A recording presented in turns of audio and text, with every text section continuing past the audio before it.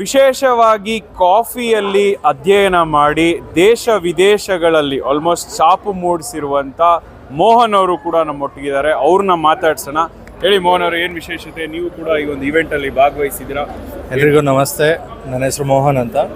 ನಾನು BSc horticulture ಓದಿ, post graduate diploma in coffee quality management coffee ಬೋರ್ಡಲ್ಲಿ ಓದಿ, ತದನಂತರ masters in coffee economics and science ಅಂತ ಇಟಲಿಯಲ್ಲಿ ಒಂದು ಕೋರ್ಸ್ ಇದೆ. ಅದು ಕೇವಲ 25 ಜನ ಮಾತ್ರ ತೊಗೊತಾರೆ ಪ್ರತಿ ವರ್ಷ ಪ್ರಪಂಚಾದ್ಯಂತ.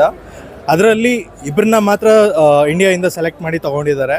ಸೊ ಆ ಇಬ್ಬರಲ್ಲಿ ಒಬ್ಬರಿಗೆ ಪಾರ್ಷಿಯಲ್ ಸ್ಕಾಲರ್ಶಿಪ್ ಅಂತ ಕೊಡ್ತಾರೆ, ಅದರಲ್ಲಿ ಒಬ್ಬ ನಾನು. ಸೊ ಅದು ಹೆಂಗೆ ಅಂದರೆ ಪ್ರಪಂಚಾದ್ಯಂತ ಕಾಫಿ ಯಾವ ಥರ ನಡೆಯುತ್ತೆ, ಏನು ಮಾಡ್ತಾರೆ, ಹೆಂಗೆ ಮಾಡ್ತಾರೆ, ಮತ್ತು ಕಾಫಿ ಕನ್ಸಂಪ್ಷನ್ ಏನಿದೆ ಪ್ರತಿಯೊಂದನ್ನು ನಮಗೆ ತಿಳಿಸ್ಕೊಡ್ತಾರೆ. ಅದೊಂಥರ ಈ ಒಂದು ಅಧ್ಯಯನ ಮಾಡಿರೋದ್ರಿಂದ ಸೊ ನಿಮಗೆ ಈ ಥರ ಒಂದು ಕಾಫಿ ಫೆಸ್ಟಿವಲ್ ಹೇಗೆ ಅನಿಸ್ತಾ ಇದೆ?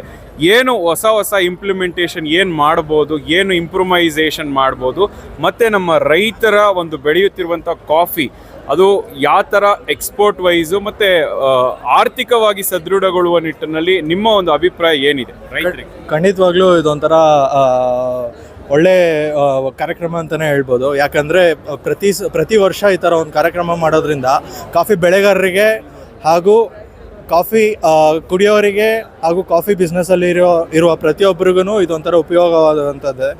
ಏನಕ್ಕೆ ಇದು ಎಲ್ಲರನ್ನೂ ಒಂದು ಜಾಗದಲ್ಲಿ ಕೂಡಿಸಿ ಅವ್ರಿಗೆ ಏನು ಮಾಡ್ಬೋದು, ಈಗ ಕಾಫಿ ಬೆಳೆಗಾರರಿಗೆ ಏನು ಸಲಹೆ ಕೊಡ್ಬೋದು, ಹಾಗೆ ಕಾಫಿ ಕುಡಿಯೋರಿಗಾಗಲಿ ಕಾಫಿ ಬಿಸ್ನೆಸ್ಸಲ್ಲಿ ಇರೋರಿಗಾಗಲಿ ಯಾವ ಥರ ಸಲಹೆ ಕೊಡ್ಬೋದು, ಏನು ಮಾಡ್ಬೋದು ಅನ್ನೋದೊಂದು ಕ್ಲಾರಿಫಿಕೇಷನ್ ಬರುತ್ತೆ ಇಲ್ಲಿ ಇಂಥ ಜಾಗಕ್ಕೆ ಇಂಥ ಈವೆಂಟ್ ಮಾಡಿದಾಗೆಲ್ಲ. ಸೊ ಇದು ಹೋಗ್ತಾ ಬೆಳೆ ಜಾಸ್ತಿ ಮಾಡ್ತಾ ಒಳ್ಳೆ ಕ್ವಾಲಿಟಿ ಕಾಫಿ ಕೊಡ್ತಾರೆ. ಆ ಕಾಫಿ ಕೊಡ್ತಾ ಒಳ್ಳೆ ಪ್ರೈಸ್ ಸಿಕ್ಕಿದಾಗ ಏನಾಗುತ್ತೆ, ರೈತರಿಗೆ ಒಂದು ಒಳ್ಳೆ ಪ್ರಾಫಿಟಲ್ಲಿ ಇರ್ತಾರೆ ಅವರು. ಇಟಲಿಯಲ್ಲಿ ಹೇಗಿದೆ ಸ್ಕೋಪ್? ಇಟಲಿ ಬಂದು ಕಾಫಿ ಹಬ್. ಯುರೋಪಿಗೆಲ್ಲ ಇಟಲಿಯಿಂದನೇ ಕಾಫಿ ಸ್ಪ್ರೆಡ್ ಆಗುತ್ತೆ. ನಾನಿದ್ದಿದ್ದು ಪ್ಲೇಸ್ ಬಂದು ಟ್ರಯಸ್ಟೆ ಅಂತ. ಟ್ರಯಸ್ಟೆ ಬಂದು ಇಟಲೀಸ್ ಕಾಫಿ ಕ್ಯಾಪಿಟಲ್. ಅಲ್ಲಿನ ಕಾಫಿ ಕ್ಯಾಪಿಟಲ್ ಆಗಿರುತ್ತೆ. ಹಾಗಾಗಿ ಪ್ರತಿನಿತ್ಯ ಅಲ್ಲಿ ಕಾಫಿ ಕುಡಿತಾನೆ ಇರ್ತಾರೆ ಜನ. ಕಾಫಿ ಇಲ್ಲದೆ ಅಲ್ಲಿ ಬದುಕೋದಕ್ಕೆ ತುಂಬ ಕಷ್ಟ ಆಗಿರುತ್ತೆ. ಸೊ ಅಲ್ಲಿ ನೋಡಿದ್ರೆ ಫೆಸ್ಟ್ಗಳೆಲ್ಲ ನಡೀತಾ ಇರೋದು ಪ್ರತಿ ವರ್ಷ ಪ್ರಪಂಚಾದ್ಯಂತ ಇಂಥ ಫೆಸ್ಟ್ಗಳೆಲ್ಲ ಮಾಡ್ತಿರ್ತಾರೆ. ವರ್ಲ್ಡ್ ಆಫ್ ಕಾಫಿ ಅಂತ ಮಾಡ್ತಾರೆ, ಮಿಲನ್ ಕಾಫಿ ಫೆಸ್ಟಿವಲ್ ಅಂತ ಮಾಡ್ತಾರೆ. ತುಂಬ ಕಡೆ ತುಂಬ ಫೆಸ್ಟಿವಲ್ಸ್ ಎಲ್ಲ ಮಾಡ್ತಿರ್ತಾರೆ. Very nice. ಇದು ಮೋಹನ್ ಅವರ ಒಂದು ಮಾತು. ವಿಶೇಷವಾಗಿ ನಮ್ಮ ಸಂಸ್ಥೆ ವತಿಯಿಂದ ಅಂತಾರಾಷ್ಟ್ರೀಯ ಮಟ್ಟದಲ್ಲಿ ಕಾಫಿ ಫೇರ್ಸ್, ಕಾಫಿ ಫೆಸ್ಟಿವಲ್ಸ್ ಎಲ್ಲ ಆದಾಗ ನಾವು ಎಲ್ಲ ಜಿಲ್ಲೆಗಳಲ್ಲಿ, ತಾಲೂಕುಗಳಲ್ಲಿ, ಹೋಬಳಿ ಮಟ್ಟದಿಂದ, ರಾಜ್ಯ ಮಟ್ಟದಿಂದ, ಅಂತಾರಾಷ್ಟ್ರೀಯ ಮಟ್ಟದಲ್ಲೂ ನಮ್ಮ ಒಂದು ನಮ್ಮ ಒಂದು ಇನ್ವಾಲ್ವ್ಮೆಂಟ್ಸು ಇರುತ್ತೆ. ಮತ್ತು ನ್ಯೂಸ್ಗಳನ್ನ ಟೆಲಿಕಾಸ್ಟ್ ಮಾಡುವ ನಿಟ್ಟಿನಲ್ಲೂ ಮುಂಚೂಣಿಯಲ್ಲಿರುತ್ತೆ. ವಿಶೇಷವಾಗಿ ನಮ್ಮ ಹೆಮ್ಮೆ, ನಮ್ಮ ಕನ್ನಡದವರು ಇಟಲಿಗೆ ಹೋಗಿ ವಿಶೇಷವಾಗಿ ಕಾಫಿಯ ಬಗ್ಗೆ ಅಧ್ಯಯನ ಮಾಡಿ ಆಲ್ಮೋಸ್ಟ್ ಅಲ್ಲಿ ತಿಳ್ಕೊಂಡು ನಮ್ಮ ದೇಶಕ್ಕೆ ಬಂದು ಅದನ್ನು ಇಂಪ್ಲಿಮೆಂಟ್ ಮಾಡುವ ನಿಟ್ಟಿನಲ್ಲಿ ವಿಶೇಷ ಎಲ್ಲ ನಮ್ಮ ರೈತರಿಗೆ ಮತ್ತು ಇಲ್ಲಿ ಸ್ಥಳೀಯವಾಗಿ ಆಂಟ್ರಪ್ರಿನರ್ಶಿಪ್ ತೊಗೊಂಡಿರೋರಿಗೆಲ್ಲ ಮಾಹಿತಿ ಕೊಡುವ ನಿಟ್ಟಿನಲ್ಲಿ ಮುಂಚೂಣಿಯಲ್ಲಿದೆ. ಹಾಗಾಗಿ ಈ ಥರ ಒಂದು ಉದ್ಯಮನ ಬೆಳೆಸುವ ನಿಟ್ಟಿನಲ್ಲಿ ಅವರೆಲ್ಲರ ಮಹತ್ವ ಪಾತ್ರ ಇದೆ. ಸೊ ಹಾಗಾಗಿ ಎಲ್ಲರೂ ಒಗ್ಗೂಡಿ ಈ ಥರ ಒಂದು ಕೆಲಸಗಳನ್ನ ಮಾಡ್ತಾ ಇದ್ದಾರೆ. ಈ ಥರ ಒಂದು ಕಾರ್ಯಕ್ರಮಗಳು ಹೆಚ್ಚೆಚ್ಚು ನಡೀತಾ ಇದೆ.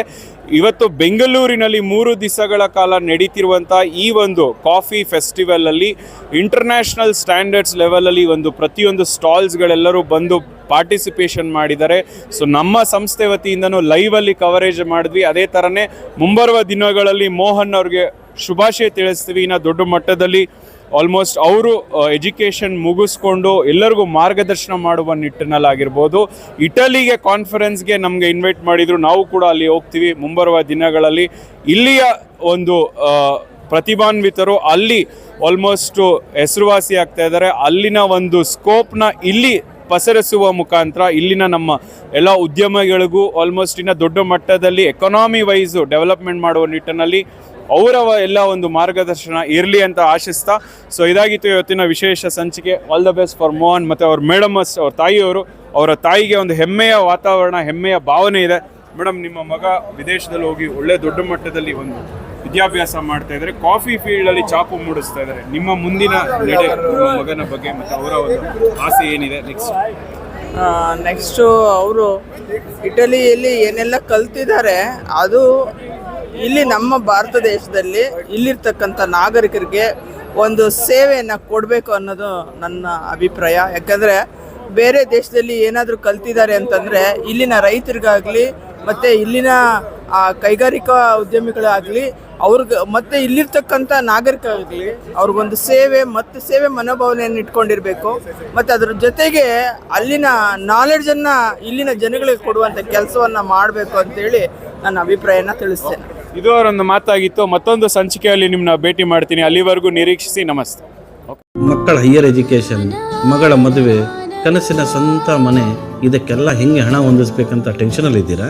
ಇರೋ ಚಿನ್ನನ ಅಡ ಬಿಟ್ರೆ ಬಡ್ಡಿ ಮೇಲೆ ಬಡ್ಡಿ ಕಟ್ಟಬೇಕು. ಮಾರಿಬಿಡೋಣ ಅಂದ್ರೆ ಅರ್ಧಕ್ಕರ್ಧ ಕೇಳ್ತಾರಂತ ಆತಂಕದಲ್ಲಿದ್ದೀರಾ? ಟೆನ್ಷನ್ ಬಿಡಿ. ನೀವು ಅಡವಿಟ್ಟ ಚಿನ್ನವನ್ನ ಬಿಡಿಸಿ ನಿಮ್ಮಲ್ಲಿರೋ ಹಳೆ ಚಿನ್ನವನ್ನ ಇಂದಿನ ಆನ್ಲೈನ್ ರೇಟಿಗೆ ಕೊಂಡುಕೊಂಡು ತಕ್ಷಣ ನಿಮಗೆ ಬಾಕಿ ಹಣ ಕೊಡ್ತೀವಿ. ಕೋಟ್ಯಾಂತರ ಜನರ ಆತ್ಮವಿಶ್ವಾಸ ಹಿಂದೂಸ್ತಾನ್ ಗೋಲ್ಡ್ ಕಂಪನಿ. ಇದು ನಮ್ಮೆಲ್ಲರ ಕಂಪನಿ.